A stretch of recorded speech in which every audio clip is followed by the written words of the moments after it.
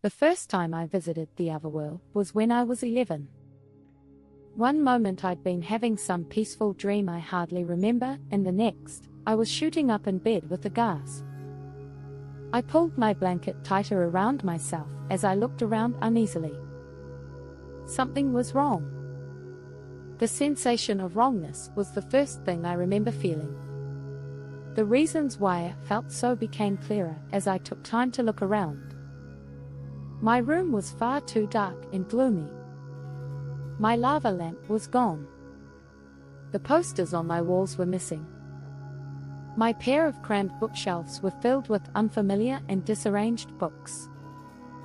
Half the stuff on my bedside table was gone: brushes, toys, the pieces of artwork I'd been in the middle of working on. The only things left were my small mirror and cassette player. My heart clenched tighter as I leaned forward to peer through the bedroom window. The details outside were all wrong too, I thought, although as I searched with my eyes it was difficult to pinpoint exactly how. It was just so empty and still, I concluded. I felt as if I was staring into a photograph rather than through a window. There was no wind, no movement, and everything was completely, perfectly silent. Typically, you would hear the occasional car driving by, and the chirps of crickets and the creaks and cracks of the house. Soft, subtle sounds you were hardly conscious of. Not now. I waited a minute, and then two. I heard literally nothing except for the faint moan of what might have been a faraway wind. The rest of my house seemed equally foreign to me.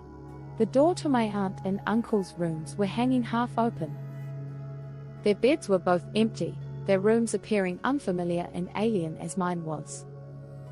I felt like I was an intruder in someone else's house. I could hardly stop shivering as I ran down the stairs, calling out their names. The only answer was that extremely faint, almost inaudible, oscillating howl of wind. It possessed an unsettlingly human-like quality. I'd started crying as I ran outside, though I hardly realized it. A thin sheet of fog covered the streets, drifting languidly around me, never extending through the doorway of my house. Lamp posts spilled blurry, dull yellow light onto the street. The sky was a yawning, abyssal darkness entirely absent of stars. The street seemed too large and too small at the same time. All the cars I would usually see parked around the neighborhood were gone. It was colder outside. Too cold. I didn't remember it ever being this cold, not ever, even during the winter months of the year. I shuffled forward across the paved walk. I wasn't sure where I was planning to go. I had some vague thought of finding someone who would help me escape this horrible place. Nothing around me felt real. I made my way across the length of the street and then back again, stopping once or twice to look around in disbelief as I tried to make sense of my surroundings and process the uncanny, subtle differences between the real world and whatever this was. Houses which appeared familiar and benign in the daylight now looked foreboding, as if the dark windows concealed something sinister and twisted within. With increasing frequency I found myself imagining humanoid beings as disturbed and malformed as my surroundings, lurking inside as they silently observed me. Soon, the panic took over. I called out. I screamed and yelled until my throat itched.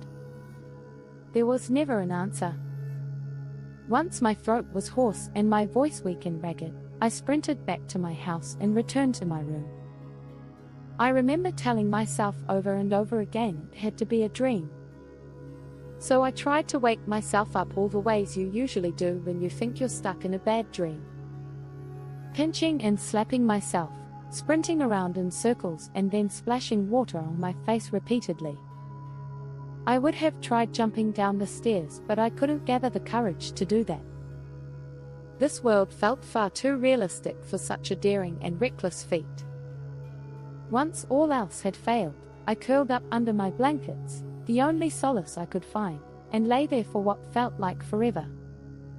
Each minute melded together seamlessly into what had become an extended waking nightmare.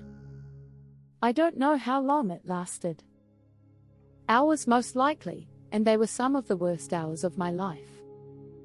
But the experience didn't last forever, as I began to suspect it would. An unknown amount of time later, I woke up. 7 years have passed since my first visit. They were years of me living a normal life in the daytime and spending time every other night alone in a lonely, airy world I would later come to learn was named the Otherworld by the scattered inhabitants who shared my abilities to psychically project themselves there. During this time, I learned how to survive the Otherworld.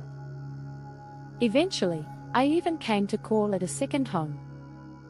Most of the time, the Otherworld appears as one giant, endless liminal space. A dark and creepy reflection of the real world, though an oddly peaceful one too. Sometimes, it can even be strangely beautiful. It seems, most of the time, completely devoid of any kind of life. It isn't, though, and it is important not to forget that. 6 years after the first manifestation of my powers, I had no more control over my visits to the Otherworld during my sleep, but by that time it was no longer the frightening and unknown nightmarescape I'd first made it out to be. I found ways to work through the fear and loneliness, reassured with the knowledge my visits would never last more than a couple hours. I said that the Otherworld is an empty, liminal reflection of the surface world, but that isn't the whole truth. Here and there are hidden places you can't find in the real world. That's what I came here to talk about. Not just the Otherworld, but the many dark secrets concealed within it. Over the subsequent weeks and months, I would become less scared of the Otherworld and more bored with it. It was never less than a few hours I would need to spend there before I could wake up and return to my normal life. It was one of the unspoken rules of this place. To deal with the boredom, I read each one of the new books in my room, at least the ones which were legible, and restlessly paced the walls of my home. After a while, I began to cautiously venture deeper into the mysterious, alien world outside. With every exploration, my curiosity grew stronger. I've come to learn that the Otherworld can be both beautiful and horrible. The first story I want to share with you will introduce you to both sides of it, the good and the bad. I came across something intriguing during one of my routine explorations of the Otherworld 3 years ago. I'd been walking the streets for over an hour. I could actually measure time because I'd learned that watches, unlike phones, work in the Otherworld, though sometimes they're stuck within a different time zone. In the midst of my wandering, I stumbled across a part of the dark and silent city which was coated in what, first, looked to me like very thin and tattered white cloth. I began following innumerable strands of feather-soft silk seemingly stretching on forever throughout the streets of the city. They cascaded across the walls and tops of buildings, and hung in velvety strings over the roads. The patterns of the gossamer seemed to become more complex the closer I examined them, making me feel disoriented and a little dizzy if I looked at them for too long. The whole thing was like a piece of abstract artwork. It looked kind of like an optical illusion art piece, but as if you were looking at it while tripping out. I imagined some troubled and obsessed artist spent their entire lifetime working to perfect and expand it. The net of silk grew thicker around me, blanketing parts of houses and gardens and forming circular spires and archways which rose several meters high into the air above me. The further I went, the more intricate and detailed the patterns of the web became. At the same time, the surface was becoming increasingly sticky to the point where it stretched outward a foot or two when I tried to pull my hand away. I felt as if my hand were glued to the material. What was weirder was that only some of the silk was sticky this way. Other parts hardly stuck to my skin at all. The non-sticky parts were almost imperceptibly different in color and texture from the stickier ones. A couple minutes into my journey through the sea of frozen, suspended white, I caught glimpses of sporadic movement from part of the web. I traced them to a hammock-shaped net hanging a little distance to the right of me. I understood what it was when I came closer. The Otherworld isn't completely empty, like I said earlier. I shared the world with various things, both human and otherwise. You'll inevitably encounter some of them if you spend long enough over here. Caught up in the pale patchwork of silk was one such creature I'd become familiar with over the past couple of years. It was kind of what I considered to be part of the native ecosystem of the Otherworld. This insectoid creature would move about with unnatural speed, almost always staying in the periphery of my vision, so I was never sure if they were really there. They looked like giant, translucent bugs. They'd always creeped me out, but I got the feeling they were more afraid of me than I was of them. We never bothered each other much, and I was okay with them if they stayed out of my way. I definitely didn't like seeing one trapped so helplessly, though it did help me understand the reality of the situation I'd gotten myself into. I was walking through one massive spiderweb. A spiderweb which must have spanned miles of the city, yet one which I'd somehow never seen before in all my years of exploring the Otherworld. Then something more important occurred to me. What type of spider lives in a web so large? I shivered and pulled my woolen coat tighter against myself. I came toward the creature hesitantly, and as I did, it jerked violently as it attempted to lift its legs from the surface of the web. The movements it made as I closed the distance doubled in intensity, and they sent a small ripple across the web, a silent, surging wave like a gust of wind. The creature looked terrified but weak, its struggles dying down as quickly and abruptly as they'd escalated. Then, out of the periphery of my vision, I saw something else move. The white shape almost completely blended into the surface of the web. It was yet more difficult to pick out through the gloom combined with the distance between it and where I was standing. The shape was multi-jointed, large and lithe, nearly impossible to make sense of. A normal spider has 8 legs. This one had many, many more. Some of them were short, while others stretched on further into the web surrounding it. Some appendages waved slowly in the air like pincers, drifting lazily from side to side. I froze as I stared up at it. The spider was stone still, so still I almost thought the shape of it, the only thing I could clearly make out, had been conjured up by my imagination from the complexity of the web. I waited for another sign of movement for a minute. I didn't catch anything. I was gathering the courage to turn my back on the sight as I inched my way toward the bug thing to get a closer look at it. That was when I heard the first meow. It was coming from somewhere further away, where the web was at its thickest. The sound was panicked and high-pitched. I took another glance at the bug thing, which had fallen limp again, a grey blur against the more pale shades of the web. I felt guilty for leaving it like that. But the sound of another meow drew my attention away quickly. I would come back later, I told myself, after I went to investigate the source of the meowing. I was moving before I had registered what I was doing, walking alongside the large, soft spheres of white light cast by the streetlights. The houses gave way on one side to a flat, grassy park, where I could see several more mounds completely wrapped in silk which were hanging the greater part of the web. They swayed slightly underneath along with the innumerable rope-like strands supporting them. Looking closer, I saw the silk ascending into the trees, draping over their many limbs like Christmas lights. I moved within touching distance of one or two of these cocoons as I continued searching for the origins of the noise. The pair were both loosely tucked inside a faded, red tube which formed a part of some play equipment at the center of a glassy field. They were stuffed and bulging like overfilled rubbish bags. One was moving slightly, the surface shifting as something wriggled within. The other two were completely still. As I peered closer, I glimpsed what was inside the moving one, and I immediately regretted looking. It looked like some kind of young deer. That is the closest thing I could compare it to. Its skin was albino white and hairless. It was paralyzed, starving and emaciated. Its eyes stared out at me pitifully, full of pain and suffering. I turned away quickly and kept moving. It wasn't long after that before I closed in on the source of the sound I'd heard. What I guessed to be a year-old, short-haired cat was tangled up in the spiderweb.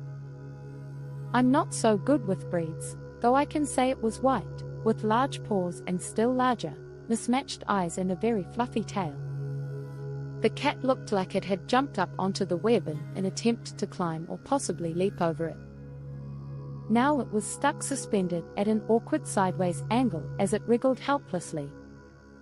It turned its head to mew at me as I came closer. The task of helping it was a daunting one. Of course, I had to try.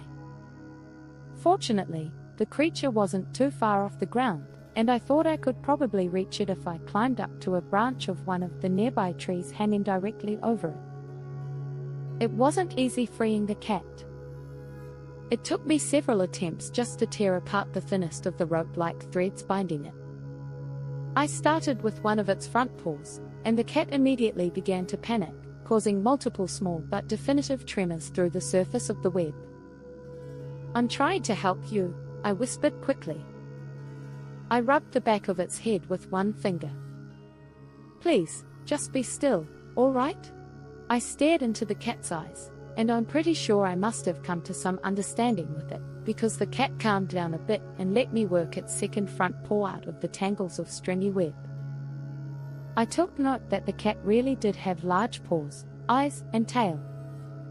Like they were cartoonishly large. It was something more than your everyday house cat, I guessed. I couldn't have known then how right I would turn out to be. Every time I glanced up at where I was fairly sure the spider was, I thought I saw it in a slightly different position on the web, but I was never positive if it was really moving around or if I was getting paranoid.